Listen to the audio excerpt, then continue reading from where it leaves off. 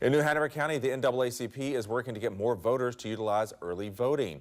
Today, the New Hanover County chapter held its march to the polls to put an emphasis on voting and on early voting.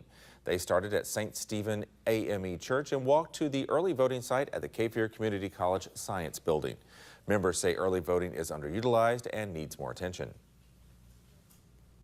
The importance of having early voting allows more time for individuals to vote, more accessibility to the vote, which we are fortunate to have in North Carolina, so we really need to use it, especially Sunday voting this year. Early voting ends the Saturday before Election Day.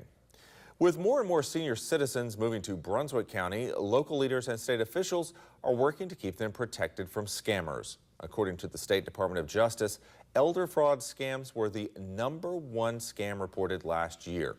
WWAY's Kirsten Gutierrez has more on what you need to know.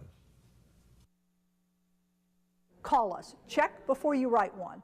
A message from North Carolina Secretary of State Elaine Marshall to senior citizens in Brunswick County. A lot of crimes in this area does occur one family member on another family member. So people have got to be very alert to that kind of thing. There are a variety of types of elder abuse that happen in our community, sadly, every day. Bobby Ann Caldwell fell victim to a scam 2 years ago. It was a costly lesson, but I learned it well. Soon after Caldwell bought a laptop, she got a call from a man claiming he was with Microsoft and that her computer had been hacked. So I believed him.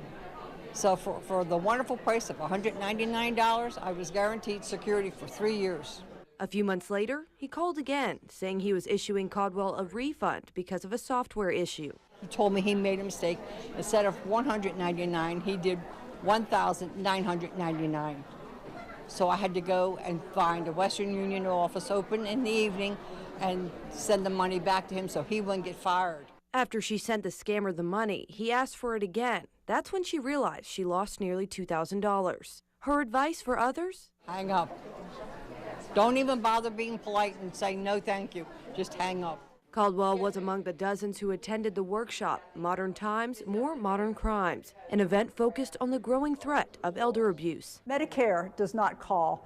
The IRS does not call. The state of North Carolina does not call. All of this is done in writing. So if somebody's calling you saying that you need to do this or you're going to be arrested, you need to do this or your power is going to be cut off, that's not how these organizations operate. So don't fall for it.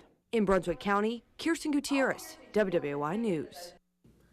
Some of the most popular elder scams include sweetheart scams, sweepstakes, and government grant scams.